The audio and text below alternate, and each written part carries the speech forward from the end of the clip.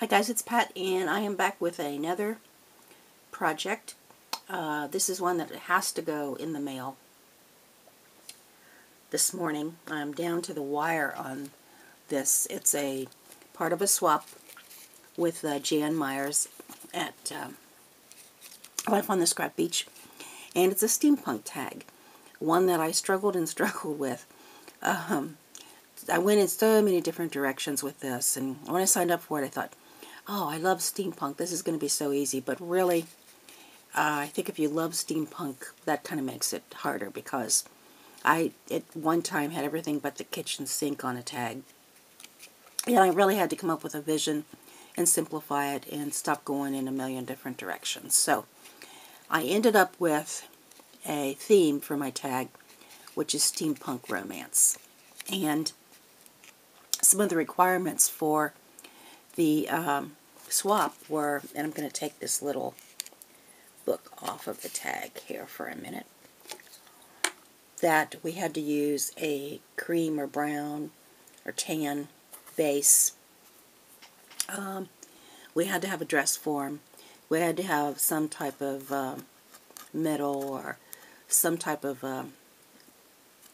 something that made you think steampunk. And then we had to really use our imagination and try to do something different or original for steampunk. So this is where I ended up going.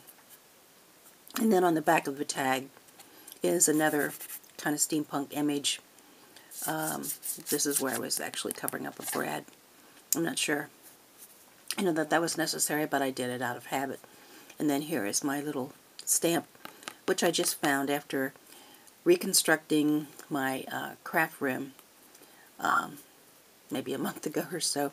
I put all my little stamps in a safe place where I would know for sure where to find them, and it took me 2 weeks to find these again. Actually, I had a project where I couldn't use my stamps, so much for cleaning up. So then on this stamp is a metal butterfly, and what this is this metal butterfly that you get from Graphic 45, and it's been embossed in a vintage embossing folder, which is a little embossing folder that you put into your Sizzix Big Shot or any kind of die cutting machine.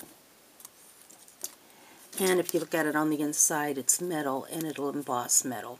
And this one happened to be one called Steampunk Parts, which I thought would be perfect. And plus I do others. I'm doing a steampunk charm, and I still haven't used my steampunk debutante paper, and I just like the gears. I use them on a lot of things, so even when it's not steampunk. So anyway, so that's the little folder, and that's the one that I think that I would definitely get more folders, because I really liked this and I liked the effect. So this one is called Steampunk Parts. And then I put on a layer of black rub and buff, and rubbed that off and filed that down, and then I put on a layer of Claudine Helvemus Painterly Pink, and then took that off too. And it's a matter of experimenting and finding out what you like. And I don't know, the metal really has a, I don't know how good it's going to show up on the video, but it has a nice shine to it, and I'm sure that I would get better at this the longer I do it. Anyway, then I did tie this little, it's not a bow, I didn't want to do a bow, it's just a little tie of a piece of Mayards ribbon that I liked, that had a metallic sheen to it, and I liked that for my steampunk feel, and even like the way that the metal seems to be fraying. So I wanted to give a romantic feel to it, but in the directions Jan had indicated that, no frou-frou and no bright colors, and so, but my theme was romantic steampunk. Or when you look at this tag, there's a lot of pink, and you could call it steam pink, I think. And I don't think I'm a big pink person, but I do sometimes look back and a lot of my projects seem to have pink in them.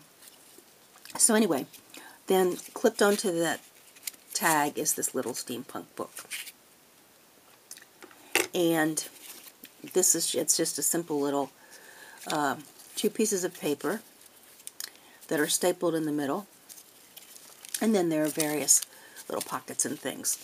And in the front of it, this is a lady. And all of this paper is a collection called Antiquities, which was really part of my starting point for this particular concept of the steampunk romance. This is just beautiful paper, and I think it probably came out a year ago, but I just bought it because I found it for this project. And of course, I made so many mistakes I had to go back and buy more paper, and they didn't have any more where I had ordered it, and so on and so on. So anyway, a couple little I Am Roses flowers on here, and they're hand painted.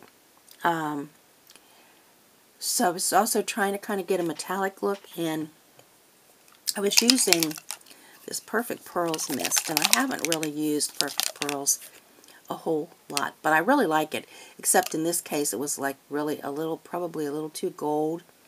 This was Sunflower Sparkle, and I tried to do some painting over it, and it's still very gold, but the base for this flower was pink, and it looked like probably like this.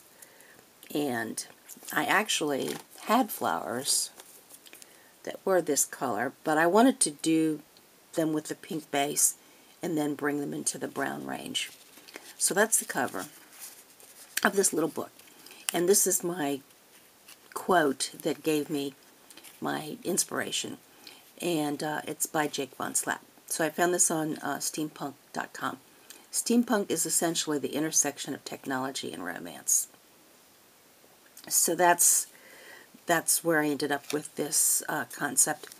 And then this is a stamp from Prima. It's a new stamp that I purchased, and this is what it looks like, and I don't remember what it's even called, but or what collection it goes with. But they have come out with these new cling stamps, and I really liked using it, and I'm not a very good stamper, so it did pretty good.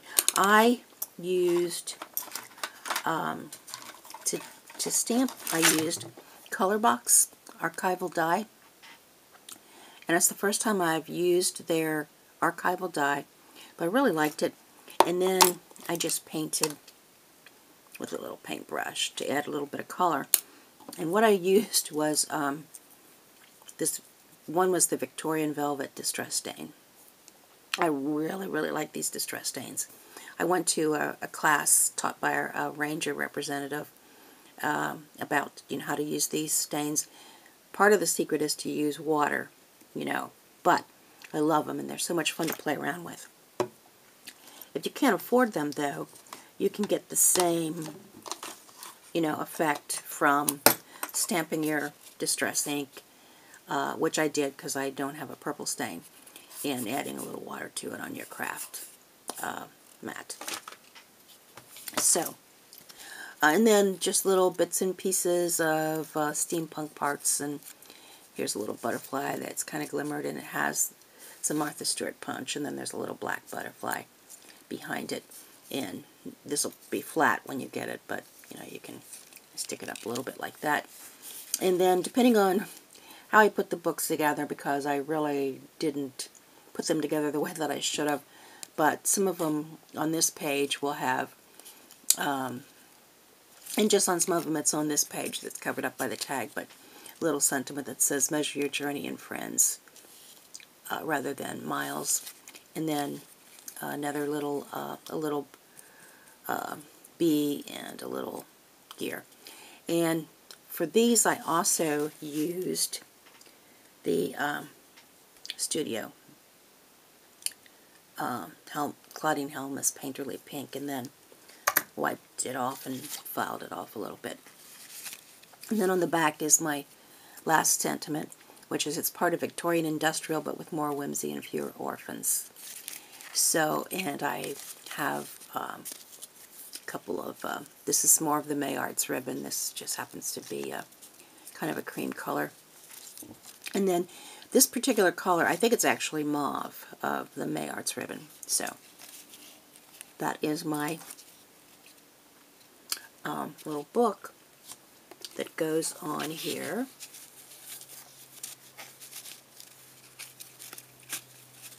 With a clip.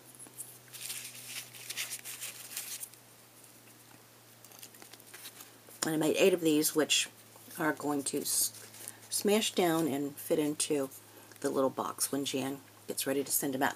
And then I made a, you can see this, but there's a little wire holder. So I went in so many different directions when it came to doing this tag. This was one of my original versions, and it has a lot of flowers and gears, but it was not going to fit into the boxes that it has to fit into. This is an I Am Roses flower, and especially they just don't squish down, or they don't squish down very well. I made a steampunk bird. I did break off his tail because I was trying to see.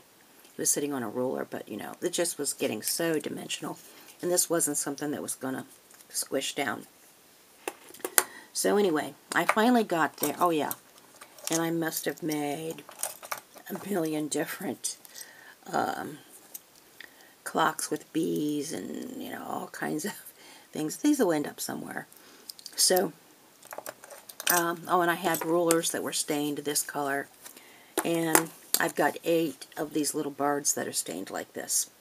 But, you know, I can turn it over and use it on another project if I decide I don't like that. I can sand it off, I can paint over it. So, that's the beauty of crafting. So I think that's it. These have to go, actually I made a mistake, so this is the second time I'm doing the video and I can't remember what I said the first time, but hopefully I didn't leave anything out. These have to go in the mail, absolutely must go in the mail this morning. So I'll be off to the post office. So everybody, thanks so much for watching, and I'll see you soon.